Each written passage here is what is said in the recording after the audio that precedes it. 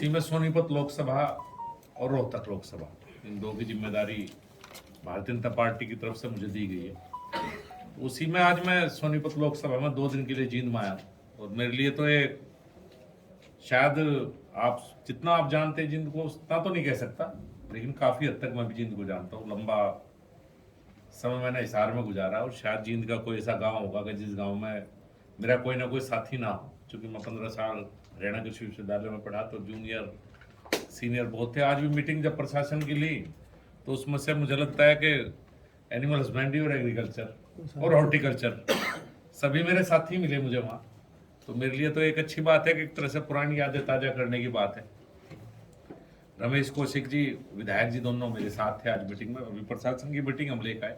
मुझे एक बड़ी खुशी सबसे बड़ी ये हुई आके कि जब मैंने देखा कि इतने नेशनल हाईवे जींद से गुजर रहे हैं। मैं शायद जितने जनपदों में आज तक गया हूँगा, किसी जनपद में मैंने इतने नेशनल हाईवे नहीं देखे। और दूसरी खुशी की बात यह है कि इस सरकार के 2014 के कार्यकाल से पहले शायद कोई जींद में नेशनल हाईवे नहीं था, जितनी मेरी जानकारी में है।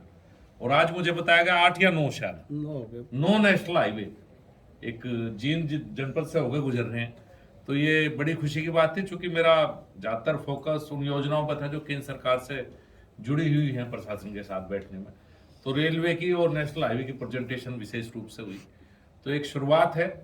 मैं लगातार पार्टी के काम से और कुछ सरकार के काम से आपके बीच में 2024 तक का मेरा आना जाना लगातार आपके बीच में रहेगा। और मुझे हमेशा, चूंकि मेरा आधा घर हरियाणा कह सकते हैं आप, तो हरियाणा में आने में ऐसा ही लगता है कि जैसे मैं अपने क्षेत्र में घूम रहा हूँ। शायद ये हो सकता है मैं उत्तर प्रदेश वापस न जाता तो आज शायद हरियाणा की राजनीति कर रहा होता। उस समय कौशिक साहब ने मुझे उधर भेज दिया। मैं ज्यादा लंबा समय उत्तर प्रदेश में गए हुए नहीं हुआ। तो अब आपको कुछ बात करनी, मुझे बहुत ज्यादा तो कहने के लिए मेरे पास कुछ नहीं है, आप करो। तो सेंट्रल की जो आपकी मीटिंग हुई है, सेंट्रल की जो योजनाएं हैं खास, वो कौन सी और कौन सी अदर में फिलहाल लटकी हुई है जिस पे आपने अधिकारियों को खास निर्देश दिए देखिए, हैं? 9 नेशनल हाईवे में 4 के करीब कंप्लीट हो गए, 5 पे काम चल रहा है। जी। 1-2 योजनाएं हैं जो डिले है, जी। जिसके लिए उन्होंने कहा है कि अगले शायद जनवरी का कहा, लेकिन सांसद जी ने कहा तो फरवरी तक भी कर दे तो भी ठीक है। जी। इसी तरह से रेलवे के कुछ काम है जो काम पेंडिंग है, जो रेलवे से जुड़े हुए, उसके लिए भी बात हुई है कि दिल्ली में आए टीम और सांसद जी उन्हें लेकर रेल मंत्री के पास जाएंगे। जहां मेरी मदद की आवश्यकता होगी तो मैं इनकी मदद के लिए हूँ, आप ये कह सकते हैं। काम तो है करना है, काम तो रमेश कौशिक जी को करना है, लेकिन अगर किसी प्रोजेक्ट में कहीं ना ऐसा आवश्यकता लगती है कि मेरी मदद की जरूरत है तो मैं उस मदद में इनके साथ हूँ। इस तरह से हर विभाग का रिव्यू हमने अलग अलग किया है, जहां जहां जो बातें थी उन्हें बताई गई। मंत्री जी, राहुल गांधी जी भारत जोड़ो यात्रा निकाल रहे हैं बस उस पर, और कांग्रेस वगैरह के काफ़ी रिस्पॉन्स भी मिल रहा है, क्योंकि कुछ मुद्दे ऐसे हैं जो जिससे के कारण पब्लिक बड़ी परेशान है सरकार की पॉलिसी से। बस उस पर चाहे आर्थिक तौर पे व्यापारी वर्ग वगैरह भी, हम जीएसटी या जो दूसरी है मंदी की मार से गुजर रहे हैं। किसान कह रहे हैं कि सरकार हमारी अनदेखी करिए। आपको क्या लगता है विश्व पर? देखिए, ये तो लोकतंत्र में सबको अधिकार है, हर राजनीतिक दल को, कि वो यात्रा भी निकाल सकता है, अपना काम भी कर सकता है। जी। तो उनकी इच्छा है, अगर वो यात्रा निकाले तो मेरी उस पर टिप्पणी तो कोई बात नहीं है। लेकिन ये कहना कि भाई हर वर्ग परेशान है, ये शब्द मुझे ठीक सा नहीं लगता। खासकर किसान और व्यापारी बस उस पर। देखिए, ऐसी तो कोई बात नहीं है कि इस सरकार में 2014 से आज तक केंद्र में भारतीय जनता पार्टी की सरकार है, तो अगर मैं गिनवाने लगूं तो ज्यादा लंबा समय लग जाएगा जी। कि क्या हुआ क्या नहीं हुआ।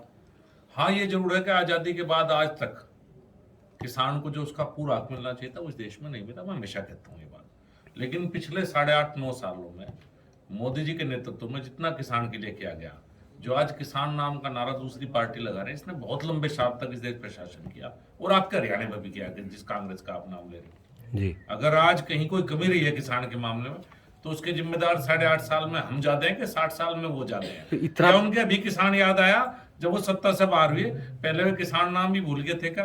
तो ऐसी बात नहीं, सरकार ने किसान के लिए भी, कोई भी वर्ग हो, बहुत कुछ किया है। विकास के लिए भी किया है और किसान के लिए भी किया है। किसान संगठन कह रहे हैं कि हम दोबारा आंदोलन करेंगे क्योंकि हमारा एमएसपी की खरीद की गारंटी का कानून अभी तक केंद्र सरकार ने नहीं बनाया है, जिसके लिए सहमति बनी थी जब किसान आंदोलन समाप्त। कमेटी बनाने की सहमति बनी थी, कमेटी बनाई गई थी, जिस कमेटी में किसान के जो प्रतिनिधि हैं उन्होंने शायद भाग नहीं लिया, जितनी मेरी जानकारी है, चूंकि मेरा विभाग नहीं है। तो कमेटी बनाने पर सहमति बनी थी और अगर आप भाव देखेंगे कि जिस एमएसपी की बात कर रहे हैं कि भाव कितने हमारी सरकार में 8.5 साल में बढ़े और कितने प्रतिशत खरीद बढ़ी, तो आंकड़ा पिछले सरकारों से आपको बहुत बेहतर मिलेगा। खरीद भी बढ़ी, चाहे गेहूं की खरीदो चाहे चावल की खरीदो। और यहाँ तो प्रदेश में तो हरियाणा सरकार भी हमेशा बाजरा हो या और हो, हर जगह इंटरवेंशन हमेशा प्रदेश सरकार भी करती आई है और भाव भी बढ़े हैं और खरीद भी बढ़ी है पिछली सरकारों के मुताबिक। नहीं, मंत्री जी किस चीज में अड़चन है कि हर चीज का रेट निर्धारित है, फसलों का रेट निर्धारित क्यों नहीं हो रहा पूरे देश में? एमएसपी में रोड़ा क्या अटके हुआ है? नहीं, फसलों का केंद्र सरकार 22 फसलों का मूल्य निर्धारित करती है एमएसपी और 23वीं गन्ने का एफआरपी डिक्लेयर करती है। पहले से ये परंपरा रही है हमेशा से ही कि 23 फसलें केंद्र सरकार डिक्लेयर करती है। उससे अगर किसी प्रदेश को अपनी किसी फसल का दाम डिक्लेयर करना है तो प्रदेश सरकार कर सकती है।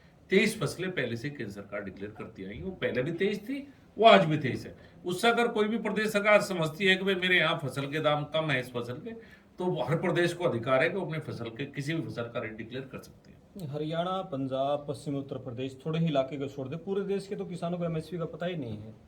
पूरे देश में क्यों नहीं एक सिस्टम लागू किया जा रहा केंद्र सरकार की तरफ से एमएसपी का? नहीं, एमएसपी तो पूरे देश में ही लागू होती है। ये सच है कि सरकारी खरीद यहाँ थोड़ी सी ज्यादा है, लेकिन अब यहाँ से ज्यादा मध्य प्रदेश में अगर आप देखें, जिस जिस प्रदेश सरकार ने आपस में वो प्रयास किया है कि भाई मेरे यहाँ खरीद बढ़े, उन प्रदेशों में सब में खरीद बढ़ी है। और मध्य प्रदेश में पहले नहीं होती थी, लेकिन जब से भारतीय जनता पार्टी की सरकार बनी थी, आज शायद मुझे लगता है मध्य प्रदेश से ज्यादा गेहूं की खरीद होती है बजाय के हरियाणा के, जितनी मेरी जानकारी में।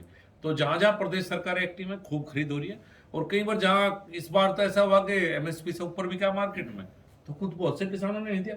एमएसपी कोई ये है कि जब किसान उसके भाव नीचे आए तो सरकार को इंटरवेंशन करे, जब भाव पर रहते तो सरकार को कोई जरूरत भी नहीं इंटरवेंशन करने की। मंत्री जी, प्राइम मिनिस्टर मोदी जी ने जब राज संभाला तो उन्होंने कहा है मेरी इच्छा है कि अभी देश में एक बार चुनाव हो, तो पूरे 5 साल चुनाव नहीं होते रहेंगे, विधानसभा का तो मेरे दूसरे आगे कभी लोकसभा।